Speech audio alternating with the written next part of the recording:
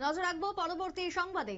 School ছাত্রীর অভিভাবিকা করতে এবার শারীরিক নিগ্রহের শিকার হলেন স্কুল শিক্ষক, এমনটাই অভিযোগ উঠে আসছে কদমতলা থেকে। কদমতলার চাঁদপুর, যেখানে প্রধান শিক্ষক এবার শারীরিক নিগ্রহের শিকার হয়েছেন অভিভাবিকা কর্তৃক।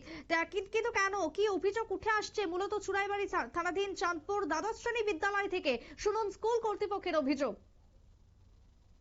আজকে আমার জানিত, আজকে আমাদের কোনো ডিটেল আমার দিয়েছে না। তো আমি ইনচার্জে হয়ে গেছি, কী ঘটনা হয়েছে না হয়েছে সমস্ত কিছু ডিটেলস লিখিত আকারে আমার কাছে দিত। আমি ডিস্ট্রিক্টেও জানাইছি, হ্যাঁ, যাতে কোনো অপ্রিয় কোনো ঘটনা না ঘটে, যেখানে পুলিশ প্রশাসন বা তারাও আছে। ঠিক আছে, আপনার এলাকার মানুষ যাতে স্কুলে এলাকাতে কোনো বিশৃঙ্খল না হয়, ছেলেমেয়ে যাতে পড়াশোনার পরীক্ষা দিতে পারে, পরীক্ষা ভালো করে দেয়, আমি করে যাচ্ছি। ঠিক আছে।